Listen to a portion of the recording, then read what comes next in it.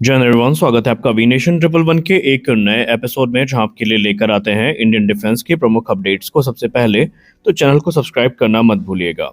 दोस्तों, social media पर कल से तेजस मार्क 1A की एक तस्वीर बहुत तेजी से वायरल हो रही है और इस विमान का टेल नंबर है LA5051 और लोग कह रहे हैं कि तेजस मार्क 1A अब पूरी तरीके से तैयार है। भारतीय वायुसेना को एक बहुत बड़ी डिलीवरी हिंदुस्तान एरोनॉटिक्स लिमिटेड से मिलने वाली है। हिंदुस्तान एरोनॉटिक्स लिमिटेड ने तो कमाल कर दिया। लेकिन दोस्तों, क्या ये सच है या फिर एक अधूरी सच्चाई? आज के इस वीडियो में हम इसको डिस्कस करने वाले हैं। पहले हम जानते हैं कि ये LA5051 की मिस्ट्री है क्या, जिसको लेकर इतनी चर्चा इस समय चल रही है। देखिए, LA5051 कोई नया जेट नहीं है, बल्कि तेजस मार्क 1A का 19वां एयरफ्रेम है। जो तस्वीर सामने आई है वो हिंदुस्तान एरोनॉटिक्स लिमिटेड की प्रोडक्शन फैसिलिटी के अंदर की है और इस तस्वीर के साथ एक शब्द बार बार इस्तेमाल हुआ है, पोस्ट कपलिंग। बहुत सारे ट्विटर पोस्ट में आपने इन चीजों को पढ़ा जरूर होगा। अब यहीं से पूरा कंफ्यूजन शुरू होता है। पोस्ट कपलिंग का असली मतलब क्या होता है? आइए पहले हम ये समझते हैं। देखिए, इसका मतलब होता है कि एयरक्राफ्ट के बड़े स्ट्रक्चरल हिस्से को जोड़ दिया गया है, विंग्स को सेंटर फ्यूजलाज के साथ जोड़ दिया गया है और एयरक्राफ्ट का ढांचा तैयार है। लेकिन इस चीज का अगर हम मतलब ये निकालें कि इसमें इंजन लग चुका है, इसका रेडार काम कर रहा है, वेपन इंटीग्रेशन पूरा हो गया है और एयरक्राफ्ट उड़ान के लिए तैयार है, तो ये बिल्कुल गलत होगा। इसका अगर हम एक वर्ड में सारांश निकालें या एक वाक्य में इसका सारांश निकालें तो वो सिर्फ इतना है कि एयरक्राफ्ट ने हिंदुस्तान एरोनॉटिक्स लिमिटेड ने तेजस मार्क 1A का शरीर तो बना दिया है, लेकिन उसमें आत्मा आना अभी बाकी है। अब आत्मा से मेरा रेफरेंस किस चीज से है आप समझ सकते होंगे। अब यहाँ पर LA5051 क्या कॉम्बैट रेडी है? इसका सीधा जवाब है बिल्कुल नहीं। पोस्ट कपलिंग एयरक्राफ्ट में अभी ये सब होना बाकी है, यानी यहाँ पर अभी बहुत सारी चीजें हैं जो होनी बाकी हैं।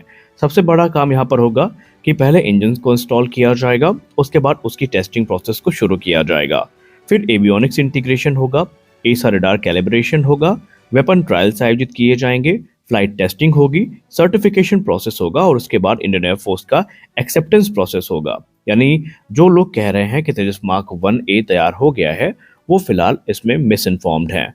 अब तेजस मार्क 1A की अगर हम कॉन्ट्रैक्ट और डिले की बात करें तो इस समय आपको पता है कि ये हॉट टॉपिक है और सबसे ज्यादा चर्चाएं अगर किसी प्रोग्राम को लेकर हो रही हैं तो वो यही प्रोग्राम है। अब अगर हम टाइमलाइन को समझें तो भारत ने 83 तेजस मार्क 1A का कॉन्ट्रैक्ट 2021 में साइन किया था। उस समय ओरिजिनल प्लान ये था कि पहले एयरक्राफ्ट की डिलीवरी मार्च 2024 में शुरू कर दी जाएगी और हम तकरीबन 16 एयरक्राफ्ट प्रति वर्ष की दर तक बनाएंगे। लेकिन आपको तो पता ही है कि ये टाइमलाइन ना सिर्फ स्लिप हुई है बल्कि बहुत ज़्यादा डिले हो चुकी है और अभी तक भारतीय वायुसेना को एक भी ऑपरेशनल तेजस मार्क 1A फाइटर जेट की डिलीवरी नहीं हुई है। अब हिंदुस्तान एरोनॉटिक्स लिमिटेड ये कहता है कि हम 24 तेजस मार्क 1A हर साल बना सकते हैं। निसंदेह वो बना सकते हैं और उनके इस दावे को LA5051 सपोर्ट भी करता है, क्योंकि ये 19वां तेजस मार्क 1A एयरफ्रेम है और इसको सपोर्ट इसलिए भी ये दावा करता है क्योंकि एयरफ्रेम तेजी से बन रहे हैं हिंदुस्तान एरोनॉटिक्स लिमिटेड की तरफ से, प्रोडक्शन इंफ्रास्ट्रक्चर पर काम किया जा रहा है और असेंबली लाइन फंक्शनल है। लेकिन यहाँ पर भी एक बड़ा ट्विस्ट है जिसके बारे में आपको जानना चाहिए। एयरक्राफ्ट को बनाना और एयरक्राफ्ट को डिलीवर करना दोनों अलग अलग चीजें हैं। असली प्रॉब्लम क्या है, आइए वो समझते हैं। यहाँ पर सबसे बड़ी प्रॉब्लम पहली जो है वो है इंजन की अवेलेबिलिटी। भले ही हमने कितने भी एयरफ्रेम्स बना लिए हो और आपने जाहिर सी बात है देख लिया कि हमने 19वां तेजस मार्क 1A एयरफ्रेम बना लिया है, लेकिन इंजन अवेलेबिलिटी अभी भी हमारे लिए एक बहुत बड़ा बॉटलनेक है।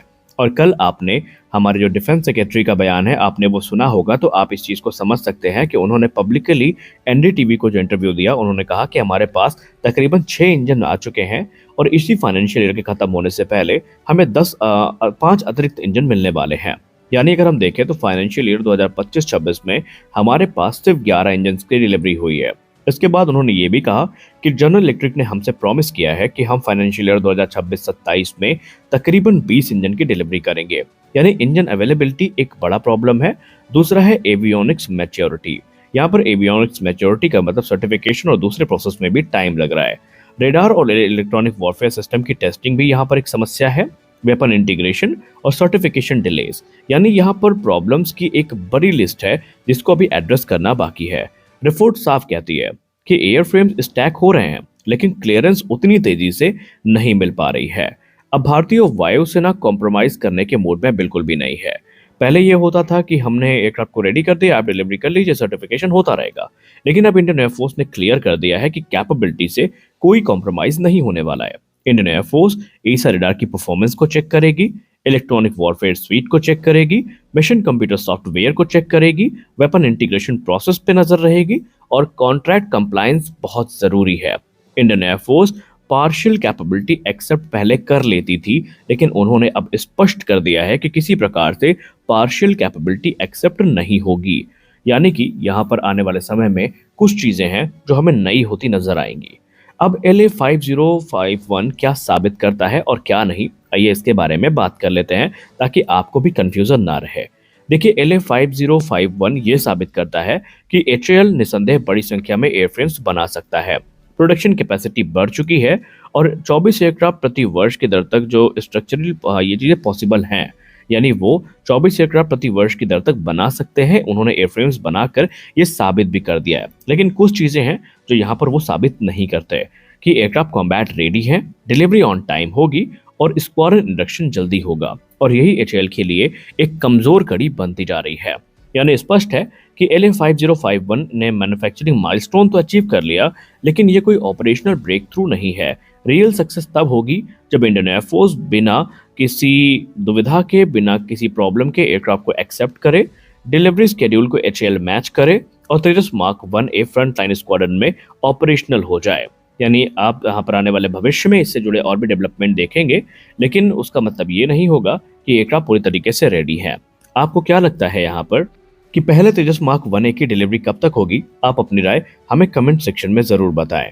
एक और चीज जो यहाँ पर हम ऐड करना चाहेंगे कल के इंटरव्यू के बारे में, कि डिफेंस सेक्रेटरी ने यह भी कहा कि देखिए, भारतीय वायुसेना के साथ हम संपर्क में हैं और इंडियन एयरफोर्स की हम नीड को समझ रहे हैं।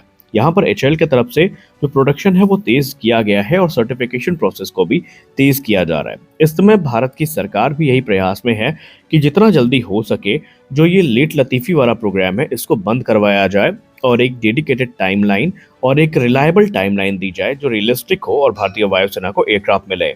आप सबको पता है भारतीय वायुसेना 38 स्क्वाड्रन की क्षमता से परेशान है। हम सिर्फ 30 एक्टिव स्क्वाड्रन पर आ चुके हैं और ये निम्नतम स्तर है अभी तक भारतीय वायुसेना का।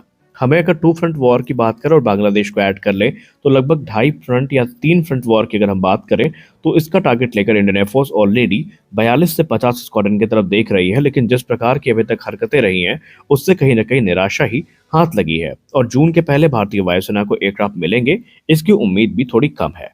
आज के इस वीडियो में बस इतना ही। मिलते अगले वीडियो में कुछ और अपडेट्स के साथ, तब तक के लिए जय हिंद।